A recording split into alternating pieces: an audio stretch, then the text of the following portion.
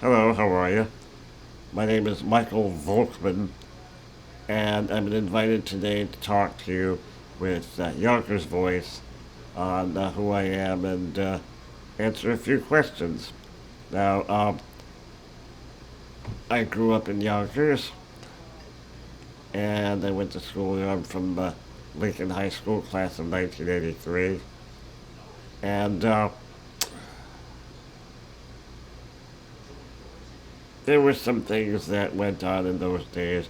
My mother had to advocate on my behalf as a person with disabilities, and the schools had ways of doing things that were always the same to them, but very different from what we wanted to do.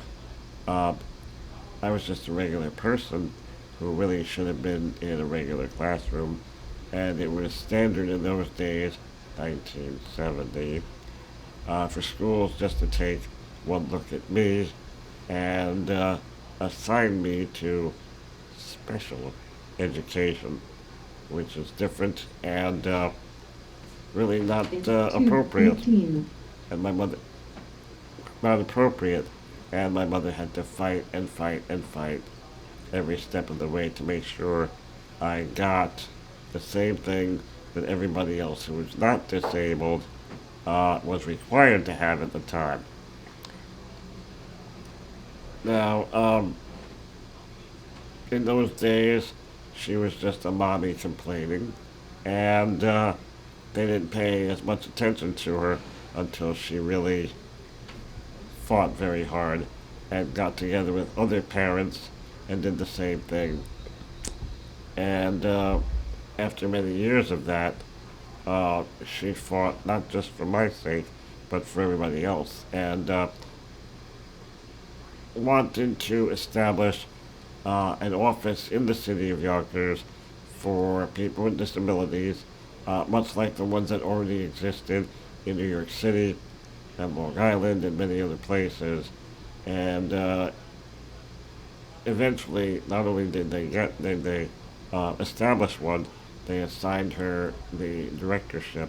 And once she had that title, then suddenly all the same things she was saying all those years now suddenly had merit, and they started listening. And I was sort of a footnote to the history of the city of Yonkers for this one little area. So I wanted to start off by telling you that so you know who I am and where I came from. I live in Albany now, but I never have forgotten my Yonkers roots. Well, Yonkers Voice is very topical, and they discuss just about everything.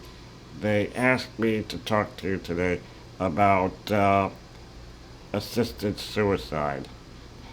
Um, this conversation began several weeks ago when a young woman out west went very public with her request to end her life. She was diagnosed with a brain tumor and decided that she wanted to end her own life her own way. Um, if you read the newspapers and watch TV and they discuss this, um, there are two opposing opinions that everything just sort of is lumped into one or the other. People who are for assisted suicide talk about uh, these desperate situations, and they seem to be so-called liberals. And people who are against it are very, very hard in, according to the media, the religious right. So, whichever opinion you express, they lump you into one category or the other. It's not quite that at all. There's another option that another another angle of looking at things that they completely ignore, and it's one that people with disabilities understand better than anybody else. The issue is not so simple. It's not so cut and dried. And let's look at it a little closely. People who want this right, they call it, to end their own lives, they're focusing on something that they think is very difficult to face. They talk about people who are terminally ill facing a very hard end with pain and suffering. It's not as common as you think it is. To them, it's freedom of choice. That's what they say. It's not that simple. Let's take the concept of less than 6 months to live. You can't make any prediction. A doctor can say, well, you may have 6 months left. There's no way of knowing. The only way to know for sure is not future tense. My parents were told when I was diagnosed with my disability back in 1967 that I might live into my teens. I'm 49. You can't make a medical prediction. Doctors they practice, they're practitioners, but they're not wizards, they don't know. Another thing is people are afraid of terminal pain. That's understandable. But it's important for us to continue to try to find more and more ways of treating pain. If pain itself is a reason why people want to escape from it and end it, then that's understandable. But the choice to end your life, there's no do-over. There's no, oops, maybe that wasn't the best choice. You hear things like being a burden on my family. You know what this is? Fear of disability. People already have in their minds this idea that disability is worse than death. It's fear of the unknown. It's a deep-seated, deep-rooted prejudice. People don't know how to deal with it. They don't know how to prepare for it. Their whole lives, they're told, this isn't you, this is somebody else. Shove it to the side, push it out of sight, out of mind. It doesn't matter what kind of institution you're dealing with, whether it is family or business or education or medicine, healthcare or religion. Everywhere you look, you are taught. All the institutions that instruct you tell you that disability is some sort of evil. And it makes you afraid of it. You're so scared. When anybody talks about freedom of choice to end their lives, more than anything else they're afraid of is the idea that somebody is going to have to help them. As a person who lives a life of getting help all the time, it's no big deal. It's better to live in a world where you can get the help you need and live a full, independent life and do everything that you can and have control of everything because we have good people who do help. In a country and a society where there is a profit-driven healthcare system, some of the options that would be viable and good for you are taken away from you.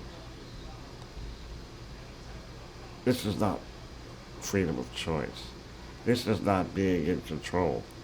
And if you have preconceived notions about what is good and what is not, without having firsthand experience living a good life that way, then that's not really freedom of choice. A woman from the registration table, her name was Nancy Livermore. She was the wife of the Michigan chapter president at the time, uh, uh, Ward Livermore. She came over to me and the person I was talking with, and she said, "You know, we have a lot in common. We can probably agree on a lot of things." So I said to her, "You're fighting for your right to die.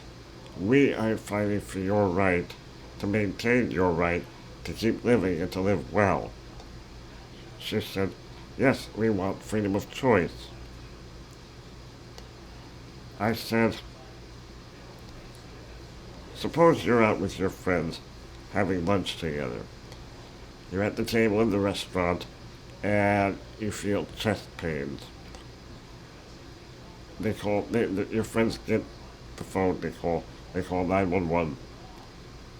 The EMT comes, they type your ID number into the computer, and they see your DNR. You do not resuscitate on file." She said, "Well, then, those are my wishes and I want them respected." I said, "They can save your life. You can be fine in several days. You can watch your grandchildren growing up over the next 20 years." She said, "If those are my wishes, I want them respected." That's freedom of choice. She can live a full life and do so much more.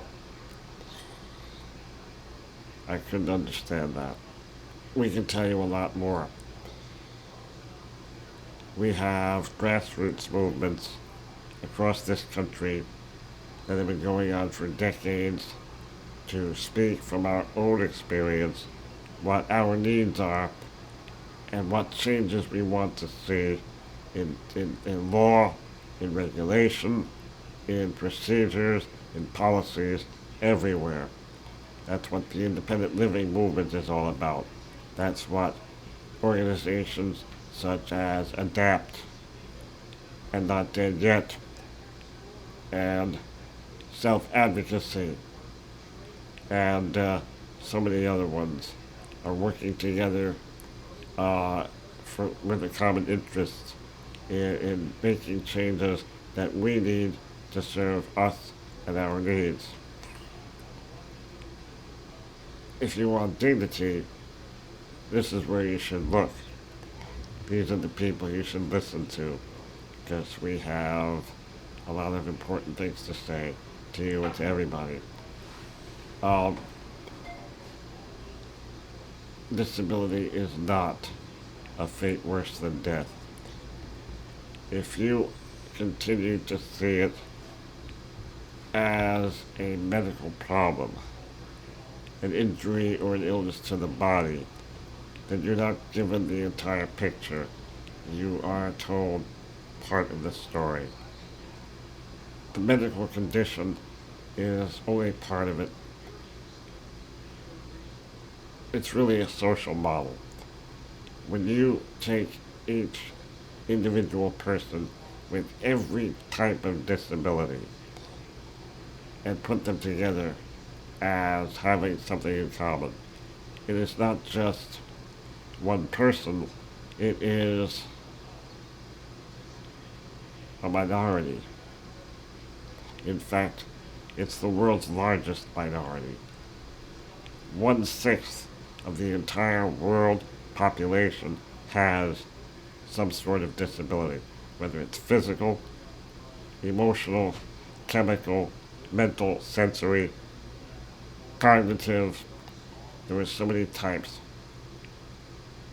For each one, what we all have in common is that there is something preventing us from reaching our goals, as long as we are able to identify each barrier and either remove it or figure out a way to work around it.